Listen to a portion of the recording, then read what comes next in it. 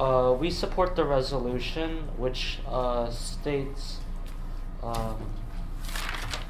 which is increased restriction to legal immigration by the United States is beneficial.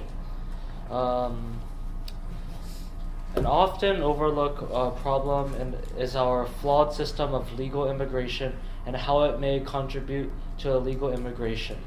It is one of the fundamental reasons why our businesses have problems sponsoring legal immigrants, why our federal caseworkers have problems with paper backlogs, and why our system has been so frustrating that our individual outside the U.S. would rather risk immigrating here illegally than wait forever in line. Depending on the country applications, it could be 10 to 40 years or more before that visa is available under regular skill-based circumstances. As a result, a third of current legal immigrants first came here as an illegal alien until their visa came up and they then went home to process the paperwork. The National Foundation for American Policies, the NFAP, in May 2006 studied entitled Legal Immigrants, Waiting Forever, an analysis of the green card backlogs and processing delay affecting families, skilled professors, and U.S. employees, concluded, why don't wait to immigrate legally to the U.S.? The answer is that many people do come here legally, but processing delays and the family and employment-based immigration quotas legislated by Congress result in significant wait times and much frustration for potential immigrants and U.S. employees. Many Americans do not realize the significant waiting times foreign visitors and businesses travelers experience to obtain a visa to enter the U.S. Those who play by the rules are likely to wait many years to become a lawful permanent resident, whether they are sponsored by an employer or a family member. Waits for green card permanent residents in the skilled workers and professional category have worsened considerably in the last few years, with the current wait for newly sponsored high-skilled immigrants for this category exceeding 5 years.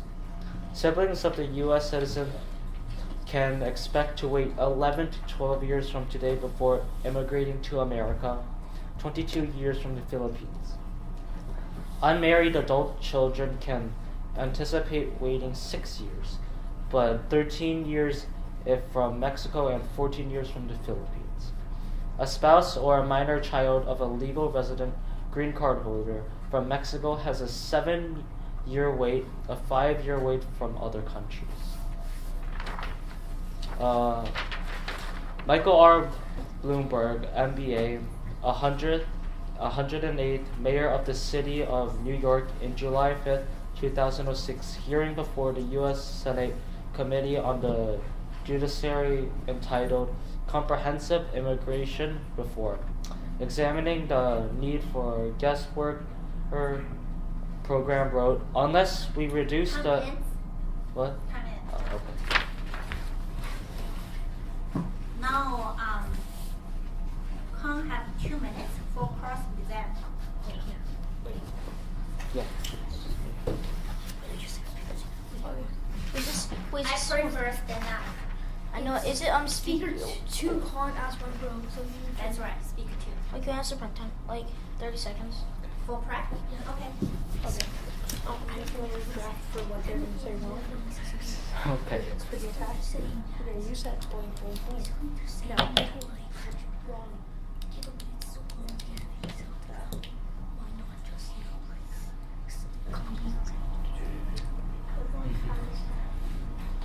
And here. Let's basically talk about. Okay, ready.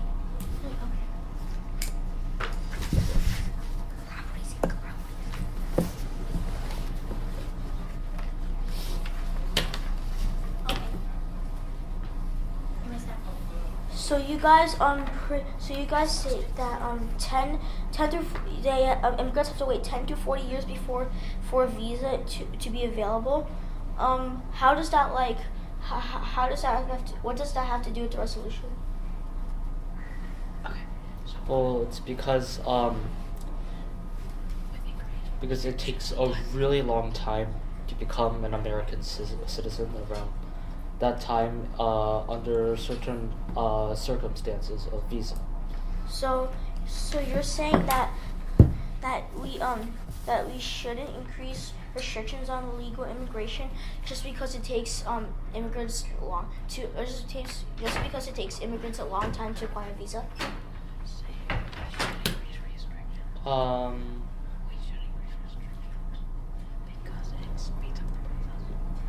One minute left.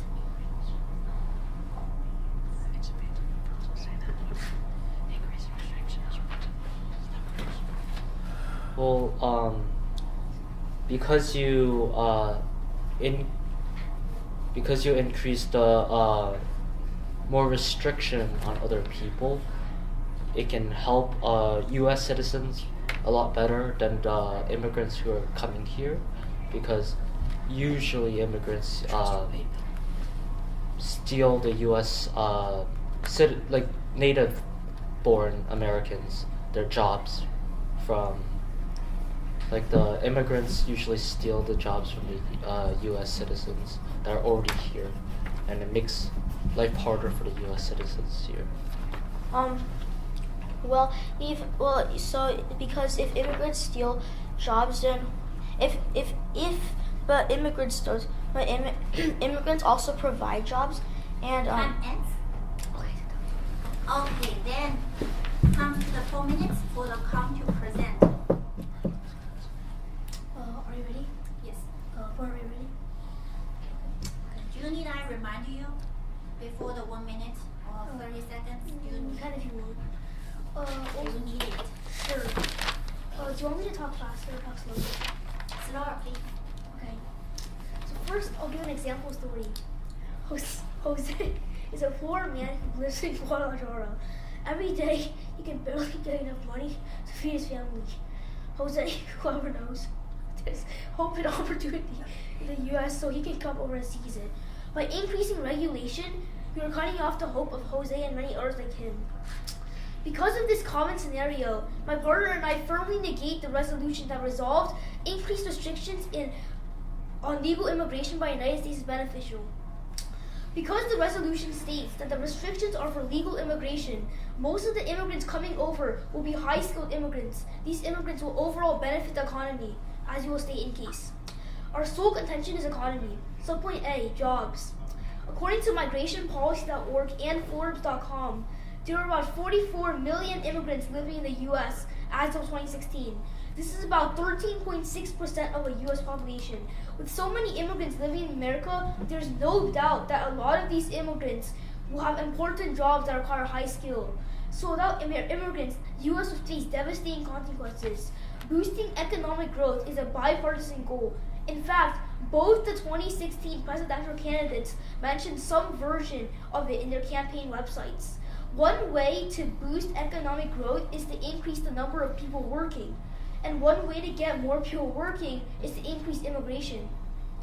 Economic evidence shows that in addition to boosting economic growth, immigration leads to a positive impact on wages of native-born workers. According to Hunt and Loisel of the National Bureau of Economic Research, the 2003 National Survey of College Graduates shows that immigrants patent at double the native rate, and that is entirely accounted for their disproportionately holding degrees in science and engineering. These data imply that a 1 percentage point rise in the share of immigrant college graduates in the population increases patents per capita by 6%. Using a 1950 to 2000 state panel, they found that natives are not crowded out by immigrants, and that immigrants do not have positive spillovers, resulting in an increase in patents per capita of about 15% in response to a 1 percentage point increase in immigrants' college graduates. This shows that immigration leads to more patents, meaning more innovation. Also, according to Fast Company, innovation enables you to see potential acquisitions through a different lens, looking at them not just from a cost perspective, but also as a means of accelerating profitable top-line revenue growth and enhancing capabilities. Second subpoint, or subpoint B, money/taxes. According to ABC News, immigrants are a very vital part of what makes the U.S. economy work. They help drive every single sector and industry in this economy, says Jeremy Robbins, the executive director of the Partnership for a New American Economy. This is proven because immigrants have earned $1.3 trillion and contributed $105 billion in state and local taxes and nearly $224 billion in federal taxes. Jeremy also adds that without immigrants, there will be fewer businesses and inventions. For example, if you look at the great companies driving the U.S. as an innovation hub, you see that a lot of companies were started by immigrants or child immigrants, like Apple and Google. Apple was co-founded by Steve Jobs, whose biological father was a Syrian refugee, and Google was co-founded by Sergey Brin, who was born in Moscow. Subpoint C, saving money. According to American Immigration Council.org, the cost for border security alone has cost $3,801 in 2016. It also estimates that the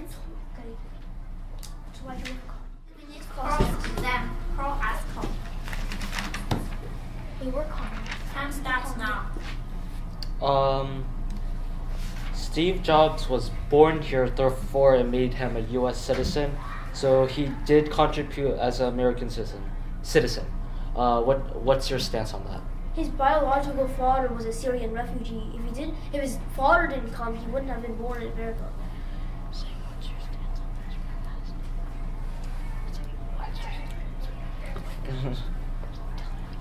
Yeah, but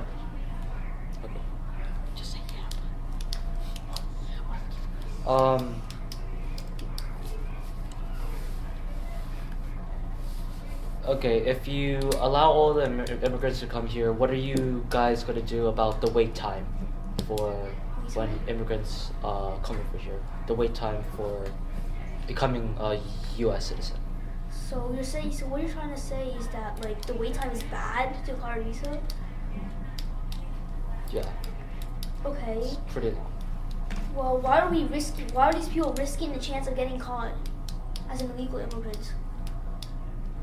Because you're saying that the wait time is so long to acquire a visa, they should just Yeah, they would rather cross the border. They would rather come in here illegally. So if you don't want to restrict immigrants from coming in, you would have to either lower down the wait time. So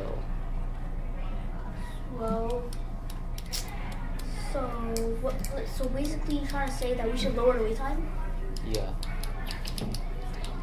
Well, I mean, it's not our fault that the immigrants are crossing over. Themselves are risking the chance of getting caught in America. yeah. But if you wanted to limit that down, you could make the wait time a lot shorter. Okay, time ends. Oh.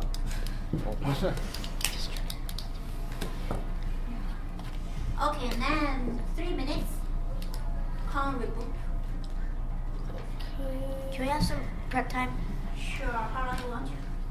Like, You have 2 minutes 40 seconds left. 40 seconds. 40 seconds. It's not fun. what they said was there's also wait time. But it's not our fault.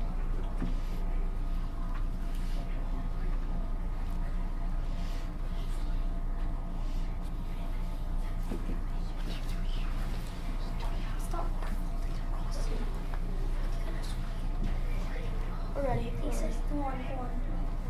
You done? Yeah, we're ready.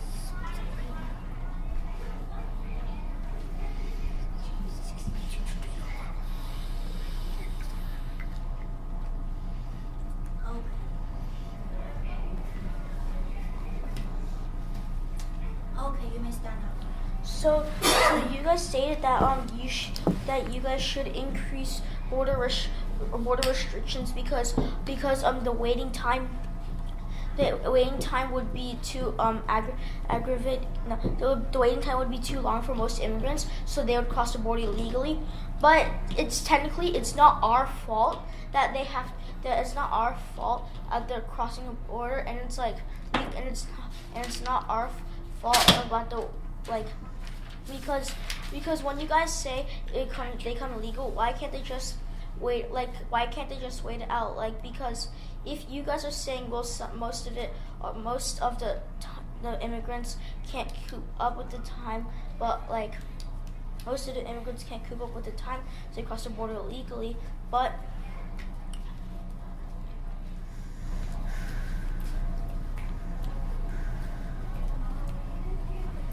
because the thing is, if it's too long even if the waiting time is too long, they still have to cooperate if they even want a chance to come into America. And by crossing the border, they would risk themselves being caught legally. And once they get caught, they would just get deported or stuff. I mean, they would just get deported. So from my point of view, it's like, from my point of view, I don't think like immigrants are like going to. I don't think immigrants are going to risk the time, because if they get caught in America, then it'd be like there's no chance at all, rather than just wait it out. You still have 1 more minute. Bonnie?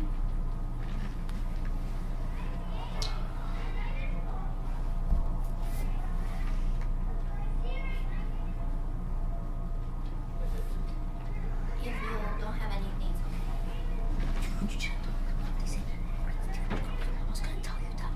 okay, now it's 2 minutes for the cross exam. Time starts now. You're asking that question. I asked them questions. Okay. Okay. So you said that it takes a long time, so why would they risk it to get over? So, like, let's say there's a console coming out in like 1,000,000 years, right? But super expensive now. Okay? Like, you're giving us a general idea. So then you steal the console, right? And then you have it, but then they catch you. The thing is that it doesn't give you a 0% chance of coming back. You still have that chance. If you have the right skills, it allows you. Look, so like, what would your stance be on that? Well, not necessarily like a 0% chance. I'm pretty sure I didn't say a 0% chance, but it just like maybe like it'll like because the government like know these people tried to cross it illegally, so like there might be like a little like extra waiting time, or like a little fine or something, or like they might get deported. But like I never said that it was a 0% chance. But so let's say someone with a lot of good skills that our country needs comes in, right?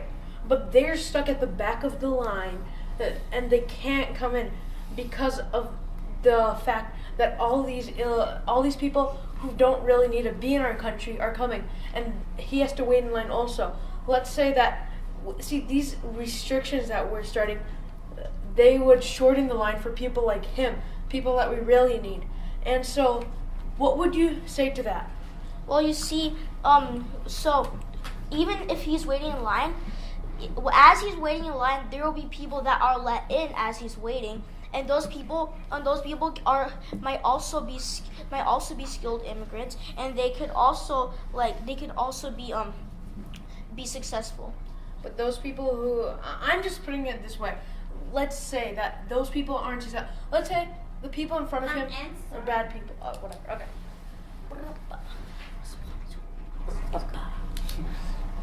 Okay. That's now 3 minutes. Pro attack. Protest. Again? Oh, wait, what's this? Okay.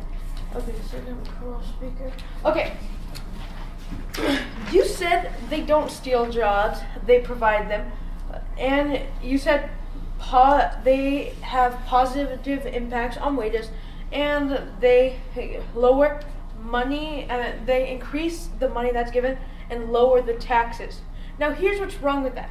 You said that 13.6 is very small when is not that much to provide for, but It really is. Like, the government has to pay for that. See, look, now there's private businesses and other things that don't want to help immigrants just due to this fact. That's a lot of people. I think you said 50 million people, something like that. But what it is that it really, people can't afford that. See, let's say someone comes into that company, right? The company that's privately funding them. They can't get a job that easy. That does not work. Now, your second thing was positive impacts on wages. Now, the thing is that when you say positive impacts on wages, it can't. Let's say 1 million people come here tomorrow, right? And they get their jobs and stuff. They're here. That decreases like the money that everyone else has. Like, let's say there's someone running a bank and now there's 6 more banks right next to him. He's not going to get as much business because maybe those banks are cheaper. Maybe it's like that. It does decrease wages. That's just simple like that. Now, money and taxes.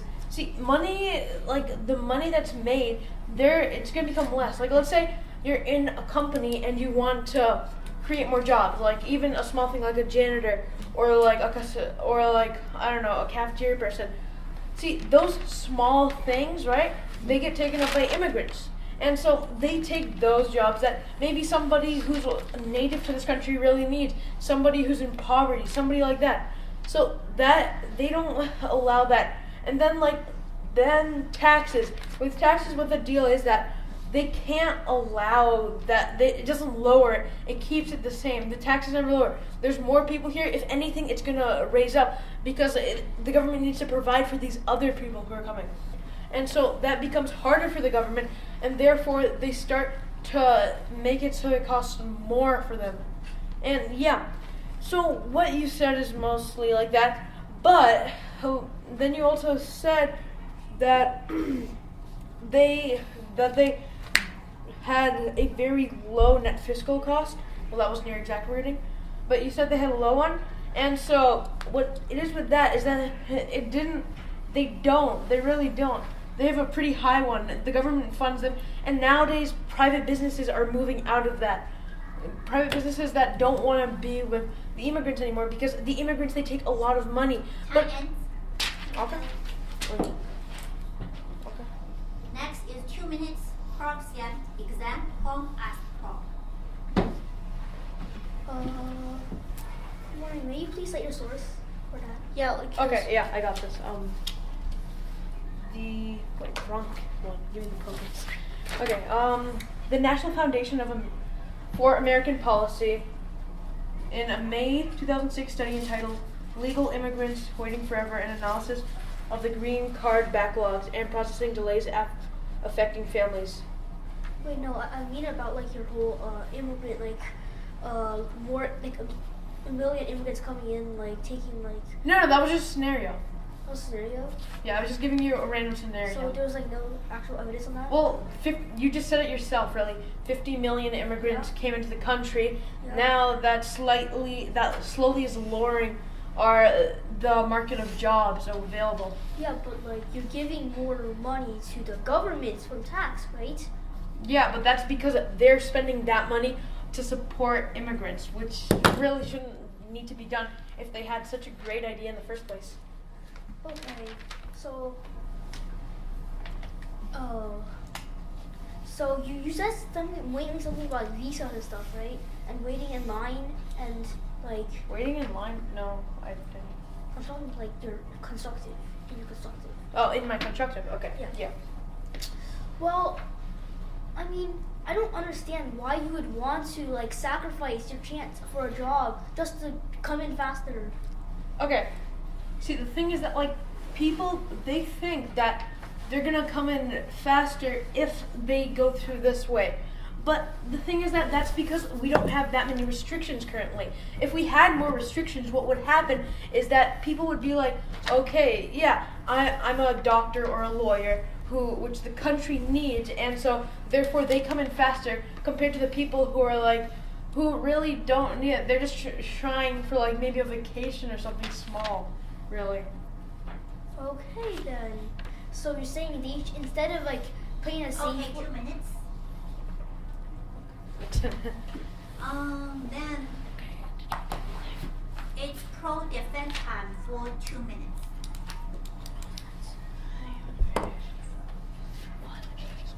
Do you want to start or use your prep time?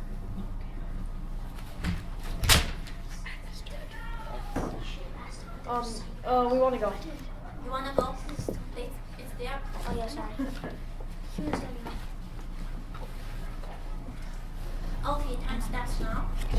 Alright. You guys said that there's no chance at all to come back to come across the border if caught in the U.S. Just wait the time out to get to become a U.S. citizen, and but you also have to add in the time to wait in line to get into the country, which makes, when you add it all up, makes a really long time to become a U.S. citizen. But if you restrict more people from coming into the country, the line becomes a lot smaller and cuts off a lot of the time, and it makes a lot less people wanting to come into the country illegally.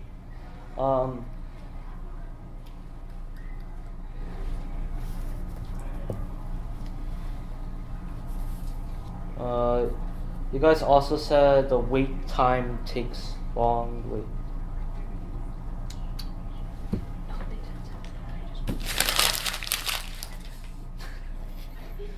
I'm done. Done? Yeah. 2 minutes. Ready? Okay, time starts now. Okay, so they're really like making a lot of arguments about like their visa thing, there's lines, but they also need to understand that there are lots of other ways to get into America, like chain immigration. People can come into America because their family members are also in America, because it's just like a thing, called chain immigration, and they're always saying like people will have to wait 10 to 40 years for this visa. It's not worth it. Why don't you just legally immigrate? But they never factor in the fact that there are other ways of legally coming into America. Also, I'll extend my point for like or saving money. Okay, so they're saying we should restrict these people coming in, and like mostly just saying that only like certain people can come in, reduce the line of wait. But the cost for like border security each year is $263 billion.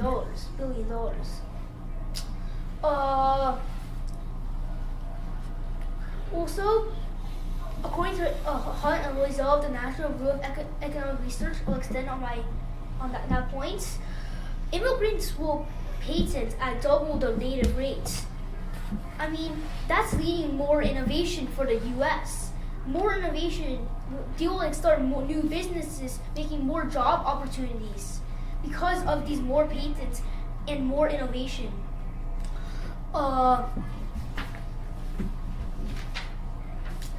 Our impact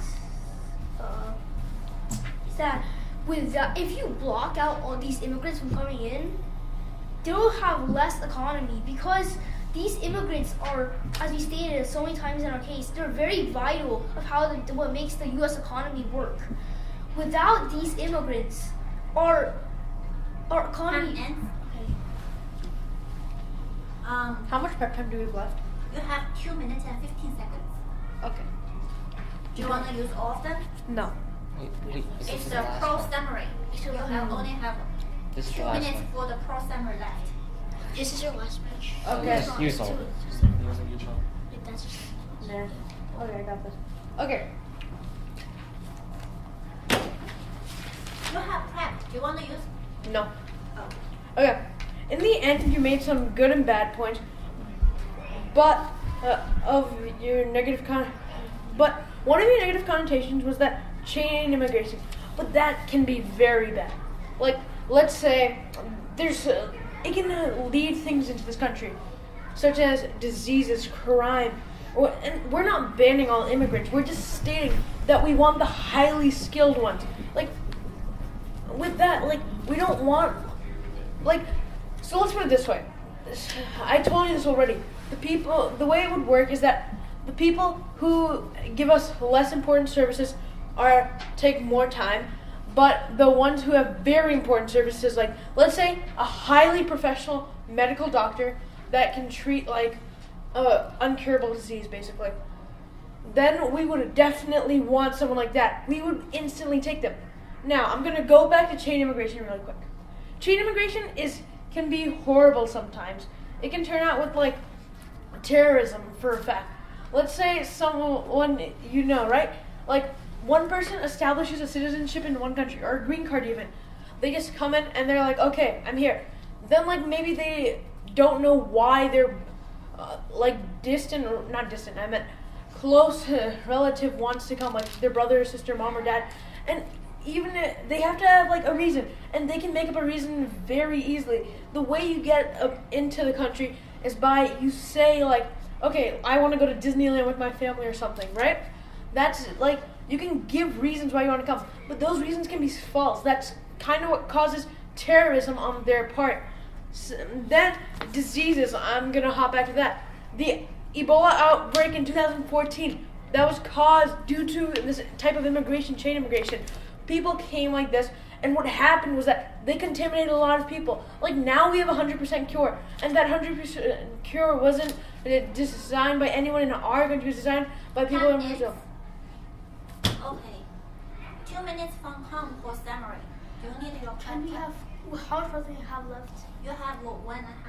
Can we use all of it? Sure. So last week, okay, so.